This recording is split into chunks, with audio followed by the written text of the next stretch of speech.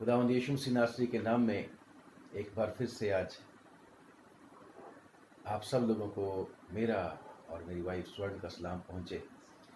आइए आज फिर से आज की इस छोटी इबादत को शुरू करते हैं दुआ के साथ। हे सर्वशक्तिमान पिता, तेरा शुक्र करते हैं कि तूने फिर से हमें मौका दिया कि चाहे हम लॉकडाउन में हैं प्रभु, फिर भी प्रभु हम इस साधन के द्वारा, सोशल मीडिया के द्वारा एक दूसरे की सेवा में पहुंच सकते और हम प्रभु तेरे लोगों की सेवा करते हुए प्रभु तेरे नाम को महिमा और जलाल देना चाहते हैं और चाहते हैं प्रभु कि तेरे लोग जो भी सुने इस आज की इस प्रभु जी हमारी इस इबादत की वीडियो को प्रभु जी, तो सचमुच में बहुत बहुत आशीष पाएँ प्रभु। हम कुछ भी नहीं हैं, हम तो ज़ीरो हैं, लेकिन तू हमारा वो परमेश्वर है जिसने हमें खरीदा है और अपने लोग बनाया है, बेशकीमती बनाया है। दुआ है प्रभु तरस खा के प्रभु अपने वायदे को पूरा करना, पवित्र आत्मा को भरपूरी के साथ उंडेलना और ऐसे शब्द देना जिससे प्रभु सब लोग आशीष पाएं। प्रभु हम प्रार्थना करते हैं, दया करके तो आप हमारी अगुवाई करना। प्रभु यीशु मसीह के नाम से मांगते, सुनो और कबूल कर ले, आमीन। Praise the Lord. खुदा का शुक्र करते। आइए परमेश्वर के वचन में से सुनेंगे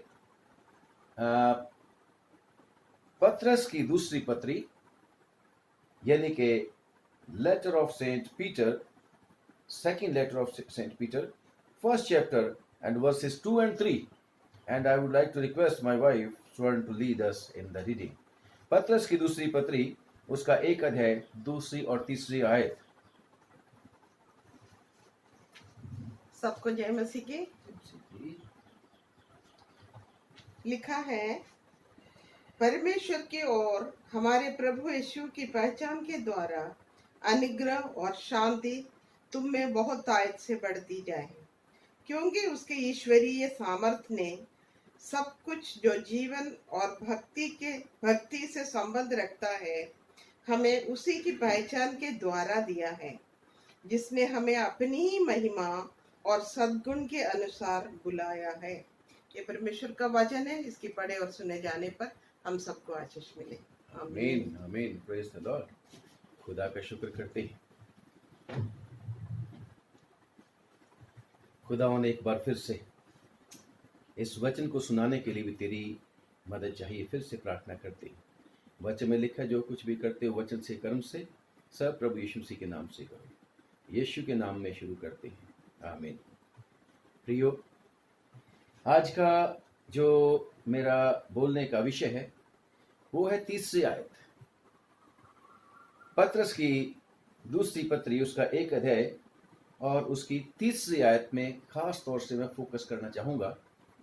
और बेशक ये मेरी समझ के मुताबिक बहुत बड़ा विषय है और इतना आसान काम नहीं है, परंतु फिर भी मैं कोशिश करूँगा कि जितना हो सकेगा आज मैं इसको आप लोगों के सामने प्रस्तुत करने की कोशिश करूँगा। और बेशक पतरस प्रभु का प्रेरित जब ये लेटर लिखता है दूसरा, तो ये लिखता है परमेश्वर के लोगों के नाम, आप लोगों के नाम, और साथ ही साथ कहता है कि परमेश्वर की ओर से अनुग्रह और शांति तुम में बहुतायत से बढ़ती जाए।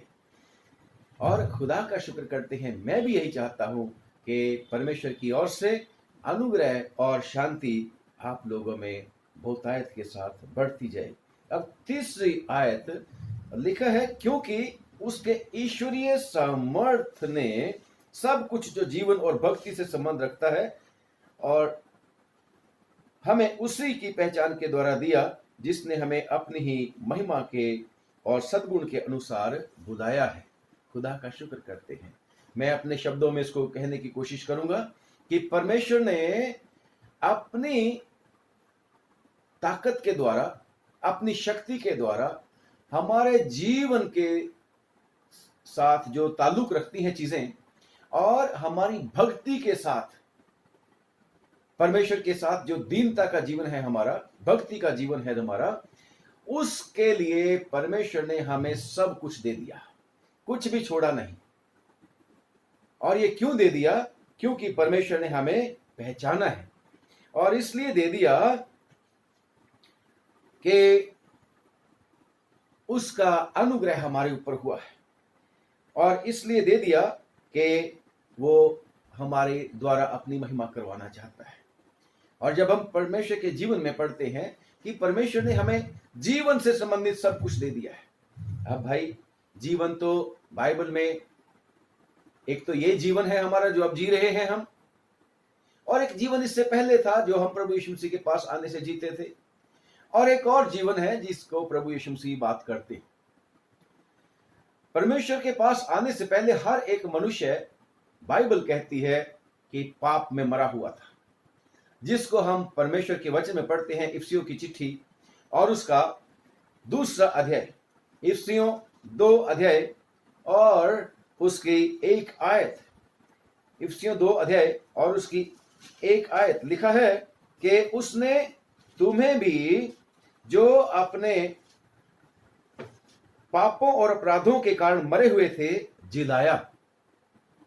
और जब कुलुस्सियों की चिट्ठी पढ़ते हैं वहां पर भी परमेश्वर का वचन हमें यही कहता है। कुलुस्सियों 2 और उसके 12वीं आयत में लिखा है, और उसी के साथ बपतिस्मा में गाड़े गए और उसी में परमेश्वर की शक्ति पर विश्वास करके जिसने उसको मरे हुओं में से जिलाया, हम उसके साथ जी उठे।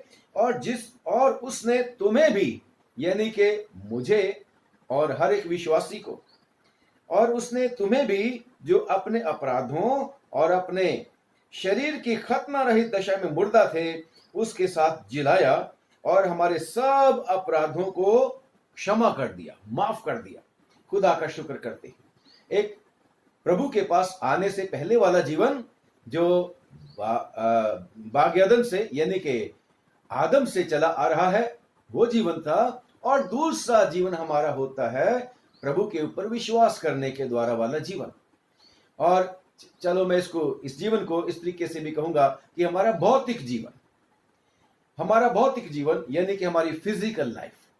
और जब हम फिजिकल लाइफ की बात करते हैं उसके लिए भी परमेश्वर ने हमें सब कुछ दिया है जो हमारे भौतिक जीवन से या फिजिकल लाइफ से संबंध रखती है। और खुदा का शुक्र करते हैं कि जब हम देखते हैं कि मोस्टली एक आदमी की जो बुनियादी जरूरतें होती हैं शरीर की, रोटी, कपड़ा और मकान, और उसके बाद परिवार, फेलोशिप, और परमेश्वर सब कुछ, वो परमेश्वर का बंदा कहता है कि परमेश्वर ने हमें सब कुछ दिया है। और खुदा का शुक्र करते हैं कि ये अभी नहीं दिया, ये तो बहुत देर पहले दे दिया था। परंतु आज हम जो देखते हैं कि मनुष्य इसी चिंता में है कि हम क्या खाएंगे, क्या पिएंगे और क्या पहनेंगे और कहां रहेंगे। परंतु प्रभु यीशु मसीह ने मत्ती की अंजील में हमें बड़ा क्लियर किया था कि किसी बात की चिंता नहीं करना कि क्या खाएंगे और क्या पहनेंगे। और प्रभु यीशु मसीह ने 6वें अध्याय में एक उदाहरण दी थी घास की, यानी कि सोसन के फूलों की, कि परमेश्वर उनको भी बहुत सुंदर वस्त्र पहनाता है कि सोलोमन भी अपने विभव में वो नहीं पहन सका था। और परमेश्वर चिड़ियों की बात करता है कि चिड़ियों का मूल्य मनुष्य से कम होता है, फिर भी परमेश्वर उनका भी ख्याल करता है कि वो भी जमीन के ऊपर नहीं गिरती जब तक परमेश्वर की इच्छा ना हो। और खुदा का शुक्र करते हैं कि परमेश्वर ने तो पुराने नियम में जब सृष्टि का वृत्तांत पढ़ते हैं हम, जो परमेश्वर ने दुनिया को बनाया था, तो खुदा ने मनुष्य के लिए सब कुछ उसके अधीन कर दिया था और उसके खाने पीने का बता दिया था कि तूने क्या खाना है और क्या नहीं खाना है। और जब मनुष्य उसके बाद भी चिंतित रहा, तो परमेश्वर ने, जब हम पढ़ते हैं परमेश्वर के वचन में ड्यूट्रोनोमी व्यवस्था विवरण की किताब या इस्तिशना जिसको उर्दू में बोलते हैं, उसमें 8वें अध्याय में जब आप पढ़ोगे तो परमेश्वर कहता है, भाई जंगल में तुम्हें रोटी नहीं मिली थी, जंगल में तुम्हें रोटी नहीं मिली थी, बल्कि मैंने तुम्हें आसमान से मन्ना खिलाया था। मैंने तुम्हें भूखा भी रहने दिया पर मरने नहीं दिया। तुम भूख से मर नहीं गए थे, बल्कि तुम जीवित रहे थे। चाहे रोटी नहीं मिली थी तुम्हें, मन्ना खा के तुम जीवित रहे थे। और परमेश्वर का वचन क्या कहता है? इसलिए कि तुम जानो कि मनुष्य केवल रोटी ही से जीवित नहीं रहता, बल्कि हर एक वचन से जो परमेश्वर के मुख से निकलता है। परमेश्वर की बात, परमेश्वर का कलाम जो उसके मुंह से निकलता है, उसी के द्वारा आदमी जीवित रहता है। और लिखा है, कपड़ों की चिंता क्यों करते हो? परमेश्वर ने तो तुम्हारे वो 40 साल के सफर में कपड़े भी नहीं गिरने दिए, जुत्ती भी नहीं तुम्हारी टूटने दी, और तुम्हें बीमार भी नहीं होने दिया। परमेश्वर ने तुम्हें संभाले रखा, यानी कि तुम्हारे पांव भी नहीं सूजे, और परमेश्वर ने तुम्हें जीवित रखा, ताकि तुम जानो कि मनुष्य केवल रोटी, कपड़े और मकान से नहीं, बल्कि परमेश्वर के द्वारा जीवित रहता है।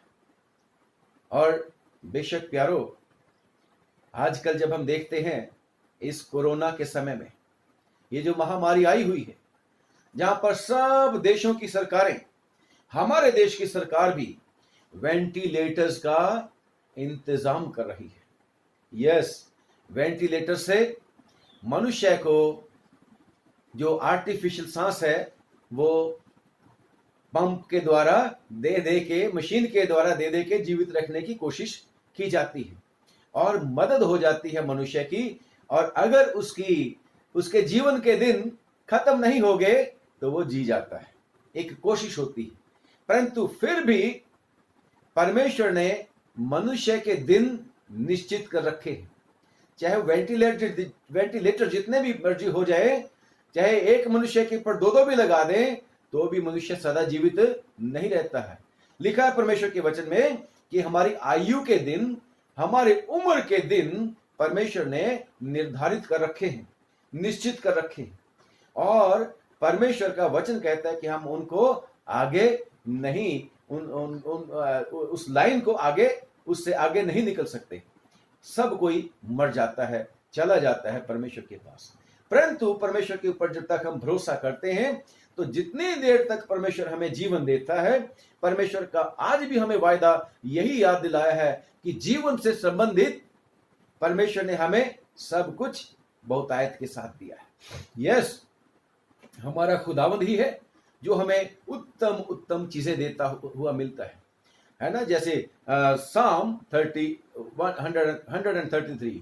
103 जबूर, उसमें भी लिखा हुआ है 103 की 5 में कि वो तेरी जवानी को उत्तम उत्तम पदार्थों से, तेरे जीवन को उत्तम उत्तम पदार्थों से बढ़िया चीजें दे दे के तृप्त करता है, और तेरी जवानी को नया करता है। खुदा का शुक्र करते हैं, और खुदा का शुक्र करते हैं कि परमेश्वर कहता है वो तेरे को रोगों से भी छुड़ाता है, पापों को भी माफ करता है, जो गलतियां कसूर हो जाते हैं। यानी कि परमेश्वर ही है जो खुशी का जीवन और हमेशा का जीवन देता है। और खुदा का शुक्र करते हैं, हम हमेशा पढ़ते रहते हैं कि परमेश्वर के ड्रवैयों को किसी भली वस्तु की घटी नहीं होती है। जबूर 34 के बीच में, जो मेरा बहुत ही खास मेरे पसंद वाला जबूर है। और खुदा का शुक्र करते हैं प्रियो कि परमेश्वर सचमुच में हमें सब कुछ देता है। और एक गीत भी तो हम गाते होते हैं, 37 जबूर कि मैं बच्चा सा हूं बूढ़ा हाँ, पर नस्ल साधक दी, ना कदे देखी है लाचार, ना टुक्कर मंग दी। कि मैं 37 की 25वीं आयत, जबूर 37 की 25वीं, कि मैं लड़कपन से लेकर बुढ़ापे तक देखता आया हूं, परंतु ना तो कभी धर्मी को त्यागा हुआ और ना उसके वंश को टुकड़े मांगते देखा है। एक हमारा ये जो भौतिक जीवन में एक और जीवन है जिसकी बात मैं कर रहा हूं, जो प्रभु यीशु मसीह के ऊपर विश्वास करने के द्वारा हमें मिलता है, और वो धर्मी का जीवन है, धर्मी का जीवन। और धर्मी के लिए परमेश्वर सब उत्तम उत्तम चीजें उसको देता है, और उसको किसी चीज की घटी नहीं होने देता। परमेश्वर का धन्यवाद हो, क्योंकि खुदावंद सचमुच में जीवित परमेश्वर है और अपने ड्रवैयों की सब लालसाओं को पूरा करता है, उत्तम चीजें, बेस्ट चीजें दे के। और खुदावंद का शुक्र करते हैं कि नए नियम में तो परमेश्वर ने कह रखा है कुरिन्थियों की पत्री में कि जो ना आंखों ने देखी, ना कानों ने सुनी, और ना ही किसी के चित्त में चढ़ी, वही है जो परमेश्वर ने अपने ड्रवैयों के लिए, अपने प्रेमियों के लिए रख छोड़ी हैं। यस, परमेश्वर हमें सब कुछ देता है। खुदा का शुक्र करते हैं, हमारे इस जीवन में परमेश्वर हमें सब कुछ देता है। और जब हम तीमुथियुस की चिट्ठी और उसका 6वां अध्याय, पहला तीमुथियुस 6 की 17 में पढ़ते हैं कि वो कहता है परमेश्वर के ऊपर भरोसा रखो जो हमें हमारे सुख के लिए, हमारे आनंद के लिए सब कुछ बहुतायत के साथ देता है, इफरात के साथ देता है। खुदा का शुक्र करते हैं कि परमेश्वर, जब हम प्रभु के ऊपर विश्वास कर लेते हैं और उसके मुताबिक चलने की कोशिश करते हैं तो परमेश्वर हमसे कुछ भी रख नहीं छोड़ता। और धन दौलत बहुत लोगों के पास है, बहुत लोगों के पास है, परंतु खुशी सब लोगों के पास नहीं होती। और लिखा है, जब लूका की अंजील और उसका 12वां अध्याय आप लोग पढ़ते हैं 13वीं आयत से शुरू करके, वो धनी आदमी वाले जिसके खेत में बहुत उपज हुई थी और उसने कहा था कि आए मेरी जान, तेरे पास कई वर्षों के लिए खाने पीने का सामान है और खा पी और ऐश कर। परंतु लिखा है कि परमेश्वर ने उसको कहा, मूर्ख, तेरी जान आज ही तुझसे ले ली जाएगी, आज ही रात को। तो मनुष्य इन चीजों की फिक्र करता रहता है जबकि सब कुछ परमेश्वर के हाथ में है। हम चीजों को फिक्र, कई बातें हैं जिनकी फिक्र करने के लिए परमेश्वर कहता है, परंतु इन चीजों की फिक्र करने के लिए नहीं बोलता, क्योंकि परमेश्वर कहता है कि अगर तुम बुरे होकर अपने बच्चों को अच्छी अच्छी चीजें देना जानते हो तो तुम्हारा स्वर्गीय पिता भी तुम्हें सब चीजें क्यों नहीं देगा। जिसने अपने बेटे को नहीं रख छोड़ा वो उसके साथ बाकी की सब चीजें क्यों नहीं देगा। और भी कितनी सारी बातें हैं जो इस जीवन के मुतल्लक है, बल्कि प्रभु परमेश्वर हमारा यीशु मसीह के नाम से जिसके ऊपर हम भरोसा रखते हैं, वो तो कहता है कि जब तू बूढ़ा भी हो जाएगा तब भी मैं तेरे को छोड़ूंगा नहीं, बल्कि मैं तेरे को अपने हाथों पर उठा के फिरूंगा, गारंटी देता है। और खुदा का शुक्र करते वो सचमुच में कभी छोड़ता नहीं। अब दूसरी तरह की लाइफ जिसके बारे में प्रभु यीशु मसीह ने कहा कि मैं इसलिए आया हूं कि वो जीवन पाए और बहुतायत का जीवन पाए। इस जीवन से संबंधित भी, यानी कि हमारे इटर्नल लाइफ से संबंधित भी परमेश्वर ने अपने प्यारे बेटे प्रभु यीशु मसीह को भेजकर हमारे लिए सब कुछ कर दिया, सब कुछ दे दिया और कुछ भी बाकी नहीं रख छोड़ा। खुदा का शुक्र करते हैं। और खुदा का शुक्र करते हैं कि ये ऐसे ही नहीं हो गया। फिर से हम जब पढ़ते हैं इफिसियों की चिट्ठी उसके दूसरे अध्याय में कि ये परमेश्वर की करुणा की वजह से हुआ है, ये परमेश्वर की दया की वजह से हुआ है कि हम मुफ्त में धर्मी ठहराए गए हैं। हमारे पाप और अपराध ऐसे ही माफ नहीं हो गए, बल्कि खुदावंद यीशु मसीह ने हमारे पापों और अपराधों को अपने ऊपर लिया है और सलीब के ऊपर उसने हमारे लिए वो सलीबी मौत गवारा की है और सारे दुख और तकलीफें उठाकर हमारे लिए जान देके अब खुदावंद यीशु मसीह मुर्दों में से जी उठने के द्वारा पिता के दाहिनी ओर विराजमान होकर बैठकर भी हमारे लिए लगातार दुआ करता रहता है, ताकि वो काम जो उसने मेरे और आपको बहुतायत का जीवन देने के लिए और हमेशा का जीवन देने के लिए काम किया है, वो उसकी मेहनत व्यर्थ ना चली जाए। और खुदा का शुक्र करते हैं कि परमेश्वर चाहता है कि हम में से कोई भी खो ना जाए जो उसकी भेड़ बन चुके हैं। और सचमुच में ये हमारी मर्जी से नहीं हुआ, ये हमारी मर्जी से नहीं हुआ, ये हमारी चॉइस नहीं है, बल्कि परमेश्वर ने अपनी इच्छा के मुताबिक हमारे लिए ये सब कुछ काम किया है। और खुदा का शुक्र करते हैं कि सचमुच में परमेश्वर दयालु और कृपालु परमेश्वर है। और वो यही चाहता है कि हम जहां पर प्रभु यीशु मसीह स्वर्गों में यानी कि पिता के यहां गए हैं, वहां पर हम भी हों और हमेशा उसके साथ जिए और हमेशा उसके साथ राज करें। खुदा का शुक्र करते हैं। इस यानी कि स्पिरिचुअल लाइफ जो हमारी है, यानी हमेशा का जीवन जो हमें मिलना है, उसके लिए भी परमेश्वर ने हमारे लिए सब कुछ कर दिया है। अगली बात जो आज की तीसरी आयत में हमने पढ़ी है, भक्ति से संबंधित। पहली थी जीवन से संबंधित, परमेश्वर ने हमें सब कुछ दिया है, और अब भक्ति से संबंधित परमेश्वर ने हमारे लिए सब कुछ कर दिया है, हमें सब कुछ यीशु मसीह में दे दिया है। भक्ति क्या है? भक्ति परमेश्वर की आज्ञाओं को मानना, परमेश्वर की धार्मिकता को पूरा करना और उसके बाद परमेश्वर के हुक्मों को मानते हुए उसकी इच्छा को पूरा करते हुए जीवन बसर करना। और ये जीवन, भक्ति का जीवन जब जीना है तो इसके लिए रिक्वायरमेंट्स क्या है? रिक्वायरमेंट्स क्या है? परमेश्वर का वचन कहता है सांसारिक भक्ति नहीं चाहिए उसके लिए, है ना, जिसको मैं जल्दी से पढ़ूंगा। सांसारिक भक्ति का जिक्र इसमें है, जिसमें कुलुस्सियों की पत्री और उसका दूसरा अध्याय, कुलुस्सियों की पत्री और उसका दूसरा अध्याय मैं पढ़ना शुरू करूंगा आपके लिए अच्छे से, ताकि आप लोगों को समझ आए। मेनली हमारी 23वीं आयत में है, 23वीं आयत है, जबकि तुम मसीह के साथ संसार की आदि शिक्षा की ओर से मर गए, तो फिर उनके समान जो संसार में जीवन बिताते हैं, संसार में सांसारिक जीवन बिताते हैं, यानी कि संसार की बातों के मुताबिक, शैतान की बातों के मुताबिक, जिसमें से परमेश्वर ने हमें निकाल लिया है। क्यों जीवन इस संसार में जीवन बिताते हैं, उनकी तरह क्यों हम जीवन बिताते हैं? मनुष्यों की आज्ञाओं, यानी मनुष्यों की आज्ञाओं और शिक्षा के अनुसार, और ऐसी विधियों, ऐसे कानूनों के वश में क्यों रहते हो कि ये ना छूना, उसे ना चखना और उसे हाथ ना लगाना। ये संसार की चीजें हैं। संसार में जब हम रहते थे, अपने आप को पवित्र करने के लिए, अपने आप को भगत बनाने के लिए, तो ऐसी ऐसी चीजें यहां करते थे, यहां तक कि मनुष्य से नफरत करता था। मनुष्य सोचता था मैं सुपीरियर हूं, बाकी इंफीरियर है। जबकि प्रभु ने कहा यह नहीं है, जो प्रभु के ऊपर विश्वास कर लेता है, ना तो वो यहूदी रहा, ना स्कूती, ना जंगली, ना यूनानी।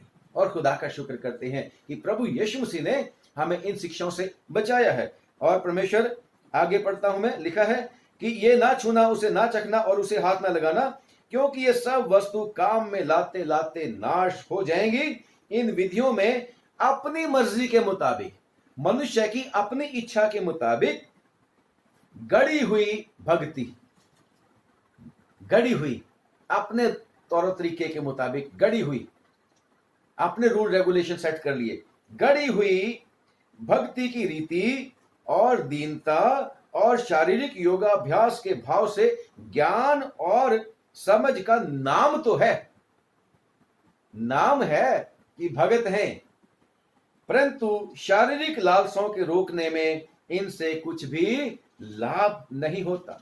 एक और भक्ति होती है जिसको लोग सोचते हैं कि योगा करो, योगा करो तो गुरुजी से मिल जाते हैं, परमेश्वर से मुलाकात हो जाती है योगा करने के द्वारा। ऐसा कुछ नहीं है। परमेश्वर के वचन में यह भी लिखा हुआ है, तीमुथियुस की चिट्ठी और उसका, तीमुथियुस की पत्री और उसका पहले तीमुथियुस, उसका 4 और उसकी 8वीं आयत, क्योंकि देह की साधना से कम लाभ होता है। योगा करने से लाभ होता है, हम फिट रहते हैं, मैं भी एक्सरसाइज करता हूं, और आजकल लॉकडाउन के दिनों में तो हम सारे के सारे परमेश्वर का जिनके ऊपर अनुग्रह है, अच्छे से खाते हैं और एक्सरसाइज करने के लिए बार बार हमें एडवाइस किया जाता है, और हम एक्सरसाइज करनी भी चाहिए। लिखा है कि क्योंकि देह की साधना से कम लाभ होता है, परंतु भक्ति सब बातों के लिए लाभदायक है, क्योंकि इस समय के और आने वाले जीवन की भी प्रतिज्ञा इसी के लिए है। भक्ति, कौन सी भक्ति? प्रभु भक्ति, गॉडली लाइफ। भक्ति मतलब गॉडली लाइफ, परमेश्वर की इच्छा के मुताबिक जीना। और इस गॉडली लाइफ के लिए क्या क्या चीजें की आवश्यकता है? जैसे हमने वो जीवन जो था हमारा भौतिक जीवन, उसके बारे में कई बातें करी हैं। अब गॉडली लाइफ के लिए हमें क्या क्या चाहिए? गॉडली लाइफ के लिए सबसे पहले प्रभु यीशु मसीह ने प्रचार किया था, मुफ्त में धर्मी बनाने के लिए कुछ प्रचार किया था प्रभु यीशु मसीह ने कि मन फिराओ, क्योंकि स्वर्ग का राज्य निकट आ गया है। और बपतिस्मा के द्वारा हम परमेश्वर की धार्मिकता को पूरा करें, जिसके बारे में प्रभु यीशु मसीह ने क्या बोला था कि हमें सारी धार्मिकता को इसी तरीके से पूरा करना है। वो प्रभु भक्ति। और प्रभु भक्ति वो उसका बेस क्या है? विश्वास। जितनों ने विश्वास किया उतनों ने बपतिस्मा लिया और प्रभु यीशु मसीह को सच्चा मान लिया। परमेश्वर के वचन में लिखा है विश्वास। और जब हम पढ़ते हैं इब्रानियों की चिट्ठी 11:6 में कि बिना विश्वास के उसको खुश नहीं किया जा सकता। जो कोई प्रभु के पास आता है उसको विश्वास होना चाहिए कि वो है। और खुदा का शुक्र करते हैं। विश्वास कहां से आएगा? विश्वास कहां से आएगा?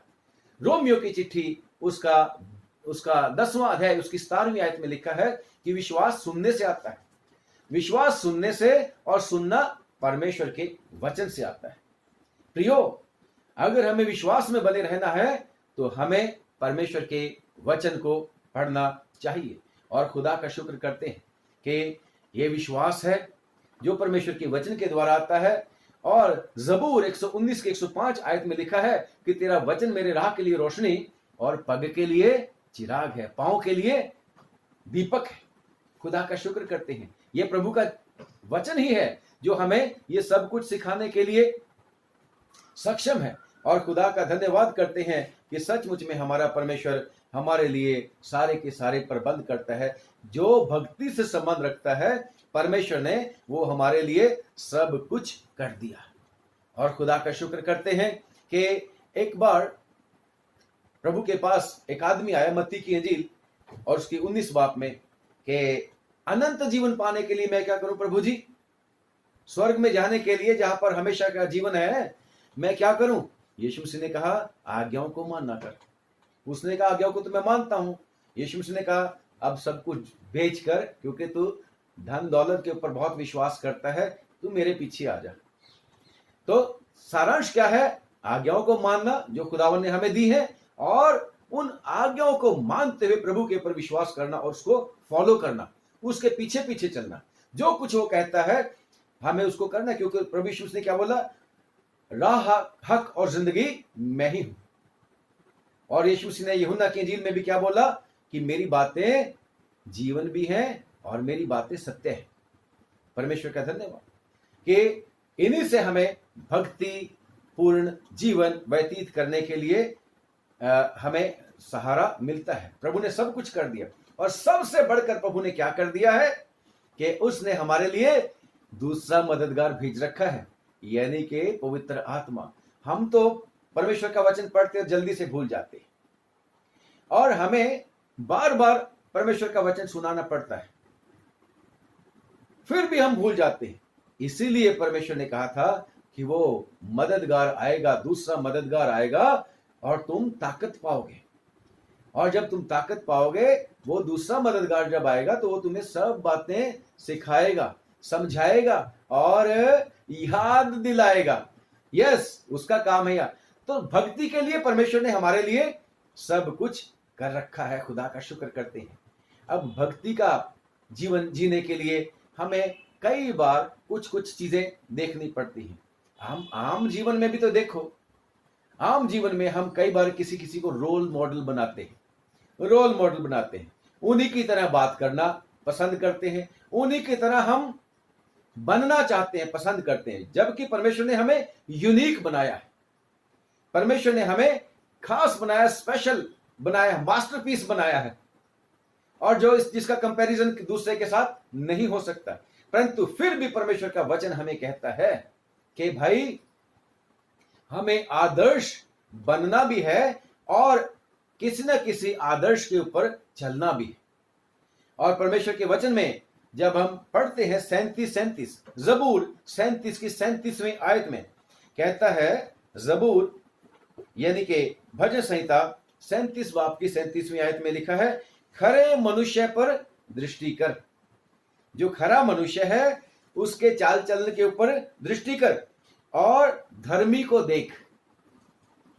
अगर सचमुच में भक्ति का जीवन आपने जीना है तो खरे मनुष्य को अपना आदर्श उसमें ढूंढो और धर्मी जन कैसे जीता है, कैसी लाइफ है उसकी, उसको देखो, उसका अनुसरण करो, क्योंकि मेल से रहने वाले पुरुष का अंत फल अच्छा होता है। और जब हम पढ़ते हैं परमेश्वर के वचन में इब्रानियों की चिट्ठी और उसका 13वां अध्याय, इब्रानियों की चिट्ठी इब्रानियों और उसका 13वां अध्याय, वहां पर पौलुस रसूल क्या बोलता है? 7वीं आयत 13 की 7, जो तुम्हारे अगुवे हैं। हमने भी अगुओं से परमेश्वर का वचन सुना, आपने भी परमेश्वर के अगुओं से परमेश्वर का वचन सुना और प्रभु के ऊपर विश्वास लाए। ऐसे ही नहीं आप लोगों के ऊपर परमेश्वर का वचन जाहिर हो गया था, बल्कि आपने सुना, विश्वास सुनने से और सुनना परमेश्वर के वचन से, और परमेश्वर ने भेजा और हमें सुनाया गया और हमने विश्वास किया परमेश्वर के वचन के ऊपर। तो यहां पर भी लिखा है कि जो तुम्हारे अगुवे थे और जिन्होंने तुम्हें परमेश्वर का वचन सुनाया है, उन्हें याद रखो और ध्यान से उनके चाल चलन का अंत देखकर उनके विश्वास का अनुसरण करो। हमने उनको आदर्श मानकर, अपना रोल मॉडल बनाकर उनको फॉलो करना है। पुराने नियम में, बाइबल के बीच में तो कितने सारे हमारे रोल मॉडल बनने के योग्य हैं। चाहे वो इब्राहिम से शुरू कर लो, नोहा से शुरू कर लो, एलिया से शुरू कर लो, डेविड से शुरू कर लो, कितने भी नबी हैं, कितने सारे लोग हैं, डैनियल, सदरक, मेशक, अबेदनगो, और कितने सारे लोग हैं जो हमारे रोल मॉडल हो सकते हैं। चेले हमारा रोल मॉडल हो सकते हैं, जो सब कुछ छोड़कर प्रभु यीशु मसीह के पीछे हो गए थे। कोई बात नहीं, हमें भी प्रभु ने उनको कहा था कि फिक्र क्यों करते हो, अगर तुमने सब कुछ छोड़ दिया तो हो नहीं सकता कि तुम्हें इस जीवन में, इस दुनिया में जो जीवन जी रहे हैं, जिसकी जिक्र मैंने आपको किया है, हो नहीं सकता कि इस जीवन में तुम्हें 100 गुना प्रतिफल ना मिले और आने वाले जीवन में हमेशा का जीवन।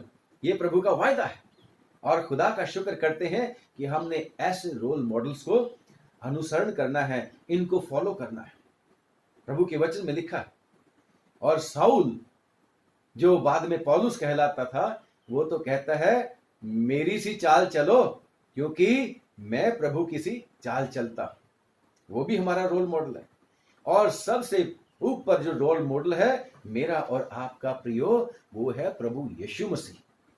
यीशु मसीह को हमने फॉलो करना है। यीशु मसीह परमेश्वर के तुल्य होने के बावजूद भी उसने अपने आप को 0 नम्र किया। और जब उसने नम्र किया, आप फिलिपियों की चिट्ठी उसका 2रा अध्याय 5वीं से 8 आयत से लेके कुछ आयतें जब पढ़ोगे तो आपको पता लगेगा कि प्रभु यीशु मसीह ने अपने आप को कैसा 0 कर दिया था। और परमेश्वर ने भी उसको वो नाम दिया जो सब नामों से उत्तम नाम है। खुदावन चाहता है कि हम ऐसे इन चीजों की तरफ ध्यान करके भक्ति का जीवन जिए, जिसके ऊपर पतरस भी जोर देता है। और वो कहता है कि परमेश्वर ने हमारे भक्तिपूर्ण जीवन के लिए भी हमारे लिए सब कुछ कर दिया, अब जीना हमने। और साथ साथ परमेश्वर का वचन ही है, हमें वार्निंग्स देता रहता है ना। जैसे साम है, जबूर उसका 1, जबूर में, जबूर पहले जबूर है, क्या ही वो मुबारक है वो मनुष्य जो शरीर की सलाह के ऊपर नहीं चलता, सलाह ते शरीरा दे चलता नहीं। और परमेश्वर का वचन दूसरी जगह क्या बोलता है, जब हम पढ़ते हैं रोमियो की चिट्ठी और उसका आखिरी अध्याय, रोमियो आखिरी चैप्टर में लिखा है कि हे भाइयों, मैं तुमसे विनती करता हूं कि जो लोग उस शिक्षा के विपरीत जो तुमने पाई है, फूट पड़ने और ठोकर खाने के कारण हैं, उन्हें ताड़ लिया करो और उनसे दूर रहो। वो भक्ति का भेष धरते हैं परंतु भक्ति का जीवन नहीं है, उन्हें ताड़ लिया करो, क्योंकि ऐसे लोग हमारे प्रभु मसीह की नहीं परंतु अपने पेट की सेवा करते हैं। परमेश्वर ऐसे लोगों से वार्न करता है हमें। तो प्रियो, घबराने की आवश्यकता नहीं, प्रभु हमारे साथ है। हमें बहुत सारी कमियां हैं परंतु उसका वायदा है कि वो हमें अंश अंश करके बदलता जाएगा। अगर मैं और आप आज खुशी में हैं, आनंद में हैं, प्रभु की आराधना स्तुति कर रहे हैं, तो प्रभु का वचन कहता है 2 कुरिन्थियों 1 उसकी 3 और 4 आयत में कि परमेश्वर ने अगर हमें कलेश से बचा के रखा है तो हमें उन लोगों के लिए दुआ करना है, उन लोगों के लिए शांति के लिए प्रयत्न करना है जो कलेश में है, परेशानी में है, खास तौर से इस कोरोना वायरस की वजह से लोग डरे घबराए हुए हैं, परेशान हैं। और जो लोग उनकी सेवा कर रहे हैं, इस कोरोना वायरस के साथ लड़ाई कर रहे हैं, बचा रहे हैं दूसरे लोगों को, अपनी जान पर खेलकर, अपने परिवारों के जान के ऊपर भी खेलकर, उनको भी एक तरफ रख के उन लोगों को जो बीमार हो चुके हैं उनके लिए काम कर रहे हैं। परमेश्वर से हमें उनके लिए प्रार्थना करने की आवश्यकता है, हमें दुआ मांगने की आवश्यकता है। प्रभु, अगर तू हमें समय पर भोजन देता है, सबको दे, ऐसा प्रभु से हमने सीखा है, ऐसा प्रभु से हमने सीखा है। इसलिए हमें ये भी भक्तिपूर्ण काम है, इस काम को भी हमने पूरा करना है। और हमने अपने देश के लिए जिसमें हम रहते हैं, यहाँ की सरकारों के लिए, यहाँ के सारे प्रशासन के लिए, पुलिस प्रशासन के लिए, डॉक्टर्स, नर्सेस, पैरामेडिकल स्टाफ के लिए, छोटे से बड़े जो भी काम करते हैं उन सब के लिए दुआ करना है। ये भक्ति का काम है। और साथ ही साथ हमें परमेश्वर से प्रार्थना करनी है उन लोगों के लिए जो इस समय बहुत ही ज्यादा हतोत्साहित हो चुके हैं, परेशान हो चुके हैं। जिन देशों के बारे में आप टेलीविजन में, अखबारों में सुनते रहते हैं कि कोरोना वायरस ने वहां पर कोहराम मचा रखा है, परंतु एक गुड न्यूज, आज जो न्यूज सुनते सुनते हमने सुनी थी, तो उसमें था कि खुशखबरी ये है कि ब्रिटेन ने एक इंजेक्शन का आज उसको आजमाना था, एक इंजेक्शन कोरोना का तैयार किया है और मनुष्यों के ऊपर उसको टेस्ट करना था। परमेश्वर मेहरबानी करे, दया करे कि वो इंजेक्शन कामयाब हो जाए। प्रभु का अनुग्रह से ये सब कुछ हो सकता है प्रियो। इसके लिए मुझे और आपको, हम सबको मिलकर परमेश्वर से प्रार्थना करनी है। और लिखा है, भक्त जन की प्रार्थना के द्वारा बहुत कुछ हो सकता है।